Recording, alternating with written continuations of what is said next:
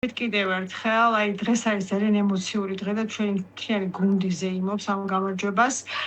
ეს გადაწყვეტილება, ნუ რაც დღეს მოვისმინეთ რამდენიმე საათის უკან, ჩვენ უკვე ამ გადაწყვეტილების შესახებ, რა თქმა უნდა, დაახლოებით უკვე ვიცოდით, რადგან ჩვენ მუდმივად მუშაობდით სამინისტროსთან, ყოველკვირეული შეხვედრები იმართებოდა, თითოეული ნაბიჯი გადადგმული ამ კომპანიებისადმი, წერილების გაგზავნა, საპასუხო წერილები, ჩვენ ამას ჯანდაცვის სამინისტროს გუნდი გვაცნობდა და მინისტრი პირადად და დაახლოებით უკვე ვიცოდით, რომ ამ მედიკამენტზე საუბარი უკვე დასასრულს იყო მიახლოებული და ხელი უნდა მოწერილიყო ამ გადაწყვეტილებაზე და დღეს ეს მოვისმინეთ, აი ამაში დავწმუნდით და ორმაგი სიხარული გვაქვს.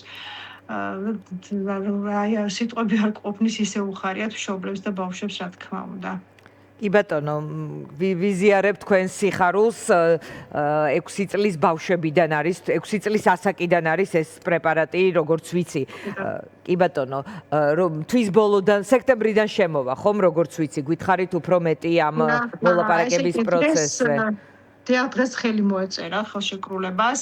ალბათ აგვისტოს თვეში დაახლოებით რამდენიმე კვირის მანძილზე ექიმები გადაემზადებიან პრეპარატთან დაკავშირებით, იმიტომ რომ გარკვეული გაიდლაინია, პროტოკოლი, რომელსაც უნდა მიყვეს ექიმი, ჩვენი ნევროპათოლოგები და სექტემბრიდან უკვე ეტაპობრივად დაიწყებენ ბავშვები ამ მედიკამენტის მიღებას. 6 წლიდან ზემოთ მიუხედავად მუტაციისა. რა თქმა უნდა, ეს მედიკამენტი არ არის ის ერთადერთი, რასაც ჩვენ ვითხოვდით. მეორე მედიკამენტზე ისევ გრძელდება მოლაპარაკებები კომპანიასთან.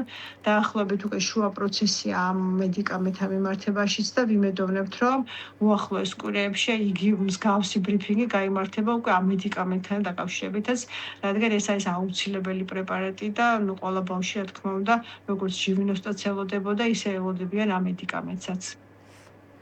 კი ბატონო, ეს პროცესი თავად როცა რაღაც გარკვეული თითქოს ცოტა დროში იყო გაწელილი, ეს იყო კონკრეტულ წამლებთან დაკავშირებით კომპანიებთან მოლაპარაკება, ანუ დეტალები იცით ამ მოლაპარაკების თავშივე კითხეთ და დიახ, დეტალები, ყველა დეტალი, დასაწყისიდან როგორ დაიწყო კომუნიკაცია კომპანიებთან, ორივე მედიკამენტთან დაკავშირებით, ჩვენ თავიდან რო საქმის გულში ვიყავთ, თითოეულ ნაბიჯი ჩვენთან შეთანხმებით ხორციელდებოდა. ამ მეორე მედიკამენტთან დაკავშირებით რაღაც კომპანიასთან იყო ცოტა ხანგრძლივი მოლაპარაკებები დასჭირდა და ამიტომ ცოტა დროში გაიწელა, მაგრამ ეს დასასრულს გავა, როგორც პირველი მედიკამენტი დარწმუნებული ვარ.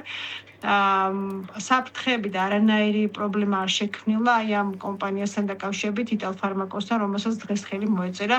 ძალიან მეგობრული და კარგი თანამშრომლობა შედგა, რომელსაც არც კი ველოდით, რომ ესე კარგად წარიმართებოდა.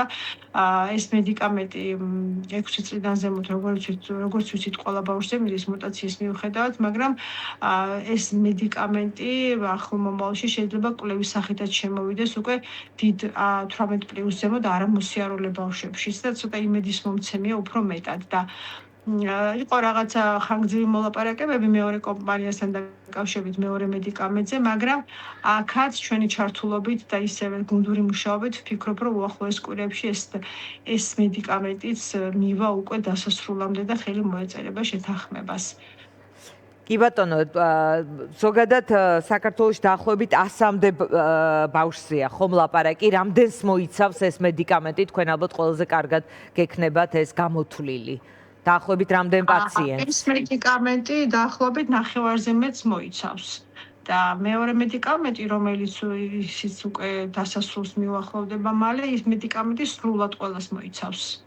უბრალოდ ნახეთ, ამიტომ არის რთული და კომპლექსურია მუშაობაც და დაავადებაც, იმიტომ რომ ყველა ბავშვს განსხვავებული მუტაცია აქვს და რაც კი ამ ეტაპზე შეიძლებოდა მაქსიმალურად გაგვეკეთებინა, რომ ყველა ბავშვი დაფარულიყო თანაბრად, მიუხედავად მუტაციისა, ეს ორი მედიკამენტი არის დასაწყისისთვის ძალიან ხელისშემწყობი, რადგან ეს ორი მედიკამენტი აუცილებელია, აი როგორ წინაც არ უნდა წავიდეს ჯიუშენის თემა და როგორი ახალი მედიკამენტებიც არ უნდა შემოვიდეს, რა თქმა უნდა, ეს უპირველესია და ეს ორივე ძალიან მნიშვნელოვანია ყველა ბავშვისთვის და მეორე მედიკამენტსაც ძალიან მოლოდინი და მოთმინებით ელოდებიან დიდი ბიჭები განსაკუთრებით. აუცილებლად დარწმუნებულა, რომ ეს საქმე ძალიან მალე რამდენიმე კვირაში დასრულდება. თუმცა, რა თქმა უნდა, ამ ორი მედიკამენტით ჩვენ არ ვასრულებთ მუშაობას, ეს პროცესი გაგრძელდება, რადგან კიდევ არის ახალი მედიკამენტები, რომელიც უკვე გზაშია, ესე რომ ვთქვათ, დასასრულს უახლოვდება მათი კვლევის ნაწილის და ესე რომ ვთქვათ, ბოლო ფაზებს გადიან და ჩვენ რა თქმა უნდა ვაგრძელებთ ისევ მუშაობას. ანუ ამით არ სრულდება, იმიტომ რომ ამ დაავადების დასასრული ესეთი მარტივი არ არის და თავისთავად ჩვენი ორგანიზაციაც ამ ორი წამლით არ დაასრულებს მუშაობას, ის გაგრძელებს და მუდმივად ვიქნებით ამ პროცესში და რა თქმა უნდა საზოგადოება ყველაფერს გაიგებს ეტაპობრივად. კი ბატონო, ძალიან დიდი მადლობა, წარმატებას გისურვებთ. ასე მინდოდა მეკითხა სხვათა შორის აი ამ წამლებთან დაკავშირებით გარკვეულ სკეპტიციზმზე საუბრობდა თავიდან მინისტრი, ვიდრე ეს გადაწყვეტილება იქნებოდა მიღებული აქ რისკების შეფასება თუ არის ასევე თქვენ შიგნით თქვათ ამაზე რა ტიპის საუბარი მიდის, იმიტომ რომ შეიძლება ერთთან იყოს თქვათ ძალიან სასარგებლო, მაგრამ ყველასთან იგივე შედეგი არ დადოს, ანუ ეს რამდენად გაქვთ გავლილი მათ შორის უშუალოდ დარგის და წამლის სპეციფიკის მცოდნეებთან ერთად გავლილი ამ ჯგუფში, ამასაც კითხავ და შემდეგ დაგემშვიდობებით.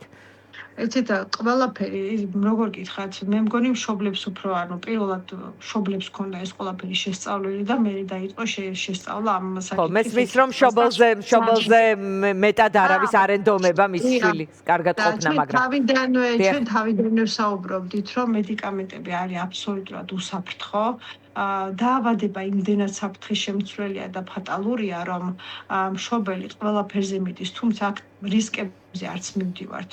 არც ერთი მედიკამენტი არ არის საფრთხის შემცველი, თუ სწორად მართავს ექიმი წამლის და მედიკამენტის დოზირებას, რა თქმა უნდა. შეიძლება იყოს თავიდან თავდაპირველად რამდენიმე თვე დასჭირდეს ამ მედიკამენტების სწორ დოზირებას, თავიდან ხშირი კონტროლი დასჭირდებათ ბავშვებს, ხშირი ანალიზების ჩატარება, რომ სწორად შეიჩეს წამლის დოზა, რომ უკუჩვენება არ იყოს ბავშვებში, მაგრამ ეს პროცესის მართვადია და ის საფრთხეები, რაზეც საუბრობდა ჯანდაცვის სამინისტროც, ეხლა ამ საფრთხეებზე საერთოდ აღარ არის საუბარი, რადგან ანუ რაც კი შეიძლებოდა ამ წამლებს მოეპოვებინათ აღიარება, ყველანაირი აღიარება აქვთ უკვე, გავლილია, შესწავლილია და რა თქმა უნდა დაავადება იმდენად რთულია თვითონ რომ ნახეთ ბავშვებიც კი, ანუ ბავშვებშიც კი ეხლაც ინდივიდუალურად მიდის ჯიუშენი. ვიღაცასთან ადრევად მწვავდება, ვიღაცასთან ცოტა მაღალ ასაკში მწვავდება მდგომარეობა, ვერ გაიგებთ, ექიმებიც ვერ ხვდებიან იმდენად ინდივიდუალურ ეს ყველაფერი და თავისთავად მედიკამენტებით შეიძლება ვიღაცასთან უფრო კარგად იმუშავებს, ვიღაცასთან უფრო ნაკლებად, ესეც ანუ ვერ გავთვლით ამ ყველაფერს, ალბათ დრო გვიჩვენებს და ის დაკვირვება, რომელიც სექტემბრიდან დაიწყება. მადლობა. ძალიან დიდი მადლობა. ჯანმრთელობას უსურვებთ თქვენ შვილებს და დაველოდოთ სექტემბერს. მადლობა თაკო გოგალაძეს, დიუშენის კუნთოვანი დისტროფიით დაავადებული ბავშვის მშობელს.